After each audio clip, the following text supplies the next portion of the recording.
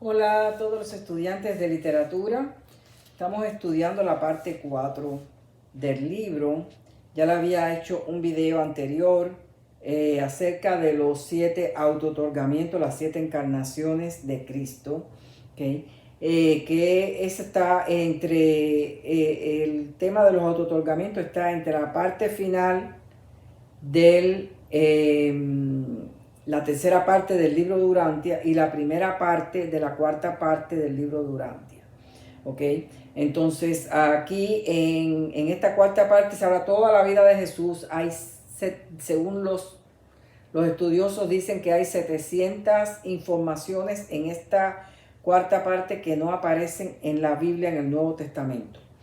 ¿Okay? Entonces, yo lo que voy a hablar aquí es de los años perdidos de Jesús. ¿Okay? Esos años perdidos de los que la Biblia no habla. Es decir, a partir de la edad de 2 o 13 años hasta que aparece ya para el ministerio de Jesús. Así que los que han estudiado la Biblia en el Nuevo Testamento ya sabrán acerca de la infancia de Jesús. Quizás lo han visto en alguna película de la resurrección de Jesús, de la vida y resurrección de Jesús y su ministerio aquí en la tierra. Sin embargo, en la iglesia, aquellos que yo que he ido a la iglesia, antes iba a la iglesia, ya no, casi, ya no voy, pero siempre antes iba y por muchos años fui a la iglesia y estudié en las escuelas bíblicas, ¿no? Y también hice muchos estudios bíblicos. Pero siempre se nos enseñó esa parte de la adolescencia de Jesús, que no había récord ninguno de eso. Pero este libro habla qué pasó en ese tiempo de la adolescencia de Jesús, ese tiempo que le llama el tiempo perdido, la edad perdida de Jesús. Fue en la adolescencia que Jesús comienza a tomar conciencia de su divinidad. A lo mejor esa parte nunca está perdida. Alguien a lo mejor sí escribió de eso. Pero como también esto es una parte íntima de Jesús, quizás es muy cierto que no quedó ningún récord porque no tenía por qué le dicho a nadie qué pasó en ese tiempo de su vida, ¿no? Y además se le había dicho en las instrucciones que le dio Emmanuel para su auto-otorgamiento número 7, era que no dejara nada escrito. Así que este libro cuenta qué pasó durante ese tiempo. Fue en la adolescencia que Jesús comienza a tomar conciencia de su divinidad, y aunque la madre de Jesús le influía para que comenzara a dar señales de su divinidad, puesto que ella había recibido el mensaje del arcángel Gabriel, pues Jesús siempre le contestaba: mi hora no ha llegado aún. Se explica que Jesús debía adquirir experiencia humana, no solo de la niñez, sino también de la adolescencia y de la adultez. Así vamos a nombrar algunas de sus experiencias en estas edades críticas del ser humano según este libro. Okay. Jesús fue educado bajo la ley mosaica de los judíos, pero siempre se enfrentaba a un padre terrenal cuando se le decía que Dios era iracundo contra los hombres pecadores, que el Todopoderoso se llenaba de cólera, que era el Jehová, el Dios de los ejércitos. En realidad en aquella época todavía no se hablaba de Jehová. Jehová fue un nombre que se cambió de Yahvé para Jehová, lo cambió un monje en la Edad Media. Todo hasta un día, hasta todas estas cosas que le enseñaban a Jesús como niño judío, hasta un día, lo que él tuvo que ponerse firme delante de su padre terrenal, y le dijo tajantemente que su padre, refiriéndose a Dios, es un Dios de amor y misericordia, y que se negaba rotundamente a creer esa enseñanza, y que jamás aceptaría que el Padre Celestial lo amara menos que su propio Padre terrenal. Entonces, a partir de aquí, José y María trataron de cambiar sus ideas y la forma de comunicarse con Jesús, puesto que Jesús siempre estaba defendiendo a su Padre Celestial, y ya se estaba dando cuenta de quién era su Padre Celestial. Y entonces pues no se negaba de que él fuera un Dios sangriento, un Dios que se arrepentía de haber creado el ser humano, que era un Dios que llamaba a las guerras, el Dios de los ejércitos, el Dios de ir a guerrear y a pelear. Él se negaba a todo eso porque su padre él lo conocía como un Dios de amor, un Dios de misericordia, un Dios que estaba presto a perdonar. Así que todos esperaban que Jesús cumpliera 15 años porque se le permitiría leer las escrituras en el templo los sábados. Con los años había aprendido a ser más reservado, es decir, cuanto más los padres lo criticaban por cosas que él hacía, ¿ok? Que no era como ellos esperaban que se iba a manifestar el Mesías. Los judíos esperaban que el Mesías se manifestara de una forma haciendo portentos y milagros. Y no sabían que él venía a enseñar al Padre. Él no venía a ser solamente el Dios de los judíos, sino el Dios de todos los humanos, de toda la humanidad. Así que él con los años aprendió a ser más reservado. Esto preocupó a los padres, pero fueron ellos mismos quienes dijeron. Él mismo se dio cuenta que tenía que ser más reservado, ¿okay? Que no hablar tanto de lo que él sentía de sus padres en su niñez, porque sabía cómo reaccionaban sus padres que estaban criados en esa religión judía. Así que un día muere José en un accidente en la residencia del gobernador y María estaba embarazada y pocos meses después nació Ruth. La familia era numerosa y María viuda. Jesús se vio en la necesidad de ocupar el puesto de José para sostener a su madre y a sus hermanos. Fungió como padre de todos ellos y todos los respetaban. Creo que en la Biblia a veces nos enseñaron algo de que algunos de los hermanos lo criticaron, que lo creyeron medio loco, no sé, algo así, no me recuerdo ahora. Pero aquí habla todo lo contrario, que había un respeto absoluto por ese hermano mayor de todos los hermanos de Jesús. Al cumplir 15 años, su primera lectura en el templo fue Isaías 61, que comienza así. El Espíritu del Señor Dios está sobre mí, porque me ha ungido el Señor para traer buenas nuevas a los afligidos.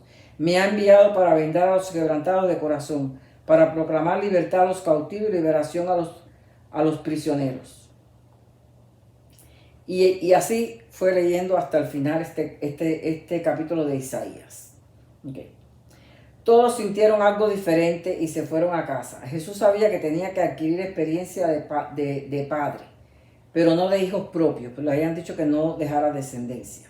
Y esta experiencia de criar hijos la obtuvo criando a sus hermanos pequeños. Una joven, Rebeca, quiso casarse con Jesús, pero éste le dio las gracias a ella y a su padre, pero se apoyó en la prioridad de su familia, que su familia tenía prioridad, que no podía casarse en ese momento, aunque sabía que no se iba a casar nunca. ¿Okay? Que lo dijo después más adelante, dijo que no se casaría nunca, que no tendría descendencia. Poco a poco fue enseñando a sus hermanos el oficio de la carpintería y educando a sus hermanas, porque le decía a María que sus hermanas, que las chicas también deberían de ser educadas.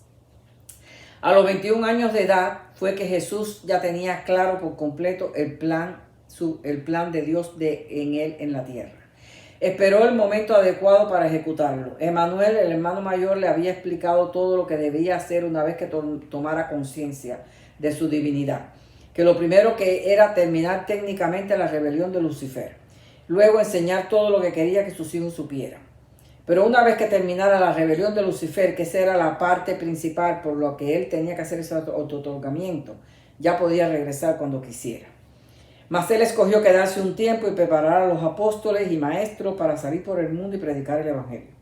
Se dedicó a preparar a sus hermanos para que fueran independientes y capaces de correr el negocio de su padre, para él liberarse de esa función de ser el que administraba los negocios del padre terrenal. Él lo dejó todo a cargo de sus hermanos.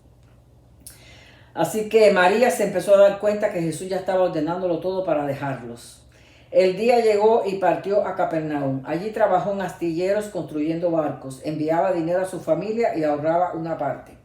Visitaba las paradas de caravanas que pasaban por allí. Había aprendido varios idiomas. Estudió aún más en la biblioteca de las sinagogas de Capernaum. Un día a los 28 años se sentó con Juan Zebedeo y le comentó que se iba a Jerusalén hasta que llegara su hora y que pensaba viajar y que continuara enviándole a su familia hasta que se agotaran los fondos. En este trayecto hace amistad con un viajero rico y su hijo, y estos los invitan a un recorrido por diferentes países, y él aceptó. Fue para Jesús una época extraordinaria. Conoció mucha gente, hizo contacto y predicó las buenas nuevas y todos se deleitaban con sus enseñanzas y sabiduría. El rico y su hijo disfrutaban mucho de la compañía de Jesús. Conoció Jesús muchas religiones que se practicaban en muchos lugares famosos. Todas estas religiones que Jesús conoció, que datan desde los Vedas hasta los Budas y todas las religiones de los Confucio y todo eso, pues todo eso se explica en la parte 3 del libro, que explica todas las religiones, lo bueno que tenía cada una y lo malo que tiene, y lo verdadero y lo falso de cada una. ¿Okay? Encontrando que no había ninguna que fuera exactamente como debería ser, ni siquiera la cristiana de hoy día. Conoció Jesús muchas religiones que se practicaban y muchos lugares famosos. Ya de regreso como viajero de una caravana, siguió predicando sus enseñanzas y captando líderes, hasta que llegó a Palestina como incógnito y fue hacia el norte por el monte Hermón. El ajustador del pensamiento lo condujo a este monte y allí decidió subir para terminar su plan fundamental. Subió al monte y ayunaba solo por un día y a veces 2. Oraba y le pidió al Padre que le enviara un serafín de compañía, pero que se le permitiera enfrentarse a solas con su último combate, y le fue concedido y se enfrentó solo con la ayuda de su ajustador residente, es el ajustador del pensamiento. Al cabo de 5 semanas de oración y comunión, pidió que se le permitiera una conferencia con sus enemigos. Estos eran Lucifer, el soberano del sistema de Satania, Satanás, el asistente de Lucifer, y Caligaste, el príncipe de este mundo, hasta aquel día. Y especifica que ninguna abstinencia tuvo que ver con ese poder, que esa idea de que hay que ayunar son simbolismos infantiles del mundo. Más bien son prácticas de aprovechar más el tiempo en la oración, reflexión y perfección. Que la persona que está orando e intercediendo por perfección, por reflexión, por comunión con Dios, por adoración o por recibir la voluntad perfecta de Dios, pues en ese momento pasan las horas y se olvida de comer. Y eso es lo que más bien hizo Jesús. Okay. Jesús les dio a todas estas personas con quien tuvo esta conferencia primero una oportunidad de arrepentimiento. Pero estos líderes rebeldes, en cambio, le ofrecieron reinos, a lo que Cristo le contestó: que la voluntad de mi Padre del paraíso prevalezca, y que tú, mi hijo rebelde, seas juzgado de acuerdo con las leyes divinas por los ancianos de los días. Yo soy vuestro Padre Creador, no puedo juzgar con justicia, y ya os habéis desdeñado mi misericordia. Os remito a los jueces de un universo más grande. Entonces el serafín guardián volvió al lado de Jesús para confortarlo y dio órdenes. Jesús dio órdenes, y Jesús, ya en calidad de Dios, no en calidad de su divinidad, dio órdenes para una resurrección colectiva que estaba guardada de los tiempos de Adán y Eva. Y aquí completó Cristo Micael su 7º otorgamiento, y los líderes rebeldes fueron apresados. ¿Sí? Aunque esto no se anunció oficialmente hasta que fue bautizado, el día que se bautizó con Juan, el día del bautismo, cuando se hizo el anuncio: este es mi hijo amado en quien tengo complacencia. Y ahí fue que se hizo público. Ya desde antes, desde ese día que él se apartó, ya habían sido apresados todos: Lucifer, Satanás y Caligaste, y el príncipe de este mundo. A los 32 años comenzó a correrse la venida del Mesías en boca de Juan el Bautista. Jesús fue a bautizarse porque dijo que ya había llegado su hora. Emmanuel le había explicado a su hermano Cristo Micael que su autootorgamiento estaba completo el día que terminara esta rebelión. Así que ya su autootorgamiento estaba completo, pero él decidió estar un tiempo más entre los hombres y capacitarlos, nombrar a sus apóstoles, hacerles su nombramiento, hacerles su ordenación, ordenarlos. Los judíos esperaban ya ese Mesías sobrenatural visualmente, volando en el aire, haciendo milagros y portentos, pero no era así como él. Quería que ese infantilismo que todavía existe hoy, ¿no? Que esperan que Cristo venga de nuevo y venga en el aire, tomando su iglesia en el aire, que eso es un infantilismo que hay que cambiarlo, que no es así las cosas, hay que dejar el infantilismo.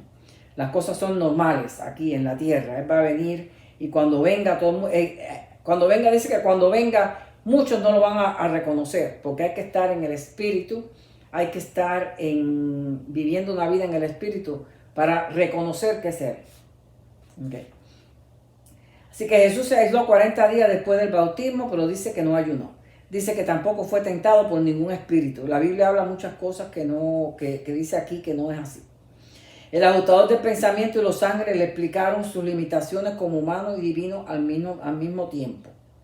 Entonces decidió terminar sus días haciendo la voluntad del Padre. Y por eso él siempre se apartaba a orar. Porque a partir de ese momento él ya no, él quería hacer la voluntad del Padre. ¿Okay? Entonces, una de las limitaciones que le explicaron que él tenía, es decir, le explicaron su ajustador de pensamiento y los serafines que estaban con él y todo eso, le explicaron que iba a tener haciendo él ese trabajo como mitad Dios y mitad hombre, tenía ciertas limitaciones. Y una de las limitaciones era que si él deseaba algo, se iba a hacer el milagro, que ellos no lo podían evitar.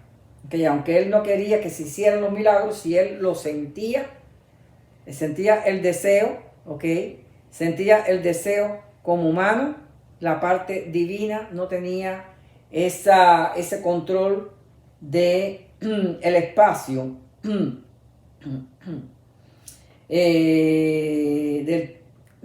Había un problema ahí con el tiempo y el espacio. Por otro lado, Emanuel le había advertido de no hacer muchos milagros y de no dejar nada escrito. Por aquello de la tendencia humana siempre de crear religiones, que aún así sucedió de todas formas, se crearon las religiones. Sucedió que el primer milagro fue el de convertir el agua en vino, que explica este libro que María, sabiendo que ya Jesús tenía toda esa capacidad divina, fue y le pidió que convirtiera el agua en vino porque se había acabado el vino. Y él no quería hacerlo, pero María, que era la que estaba encargada del vino, pues sintió mucha incomodidad, sintió mucho dolor de no poder cumplir con esa parte. Y Jesús se dio cuenta del dolor de su madre y ese dolor le dio una compasión y un deseo, por lo cual se convirtió el agua en vino. Pero dice que hasta él mismo se asombró de que eso hubiera pasado así. Entonces, muchos de los milagros no fueron, dice que muchos de los milagros no fueron milagros, sino fueron cosas naturales que iban a pasar, de todas formas. Y otros milagros, es decir, muchas sanidades fueron cosas que de todas formas se iban a sanar, que no eran para muerte. Que incluso muchos milagros lo hizo para glorificar al Padre y para mover el corazón de los judíos que estaban cada vez más endurecidos, que no creían que Jesús era el Mesías, porque ellos esperaban el Mesías en el aire haciendo portentos y milagros. Así que así fue haciendo muchos milagros para la gloria del Padre, para mover el corazón de los judíos que no acababan de entender que él era el Mesías, ¿ok? Los apóstoles sí pudieron ver muchas cosas, muchas experiencias con él, porque caminaron con él a través de sus enseñanzas y pudieron ver muchas cosas como él, como ser divino, ¿no? Entonces, llegó el día de la crucifixión. No sé si después hago un video acerca de esa parte, pero esa parte ya todos ustedes la conocen, que la Biblia lo dice. Pero dice aquí una parte que, como en la Biblia dice, que él dijo en la cruz: Padre mío, ¿por qué me has abandonado? En realidad dice aquí que él lo que estaba haciendo era cantando el Salmo 22. Y el Salmo 22 pues dice eso: Dios mío, ¿por qué me has abandonado? Y entonces habla de todas las demás. Pueden ir a buscar el Salmo 22 y leerlo. Al tercer día resucitó, el tercer día resucitó. Y resucitó como resucitamos cualquiera de nosotros, que cualquier ser humano cuando muere, porque él tenía que morir como un mortal, como un ser humano. Entonces él muere, él no tenía necesidad de que lo mataran en la cruz, como dice aquí en este libro, que él podía haber muerto físicamente o decir: ya hoy es mi último día, me muero. Y entonces voy, me entierran y voy a mi vida morontial, igual que como lo haría como lo haría cualquier humano. Pasaría bien rápido por allá porque se lo conoce todo y regresaría entonces a aparecerse a los apóstoles. No había necesidad de pasar por la cruz como se lo dijo a Judas. No había necesidad de que el Hijo de Dios y el Hijo del Hombre pasara por este sufrimiento. Pero bueno, entonces resucitó al tercer día, pero decidieron pues entonces desmaterializar el cuerpo. Los serafines pidieron permiso para ir y desmaterializar el cuerpo. Fueron ellos los que rodaron la piedra, que ya Jesús había resucitado, ya él estaba fuera de ahí en un cuerpo morontial. Él había dicho a sus apóstoles que iba a estar un tiempito en cuerpo morontial con ellos antes de ir al Padre. Y entonces pues los serafines recibieron el permiso para desmaterializar el cuerpo de Jesús. Y entonces fueron ellos los que movieron la tierra y desmaterializaron el cuerpo. Cristo Micael está ya en su sede de Sábito, el universo local. ¿Okay? Al tercer día resucitó, los serafines pidieron permiso, el cuerpo morontial. Luego de la ascensión quedó a la diestra del Padre.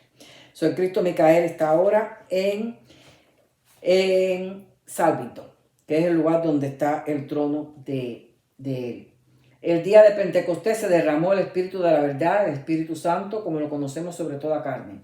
El juicio de Gabriel versus Lucifer no se ha llevado a cabo aún, pero están presos.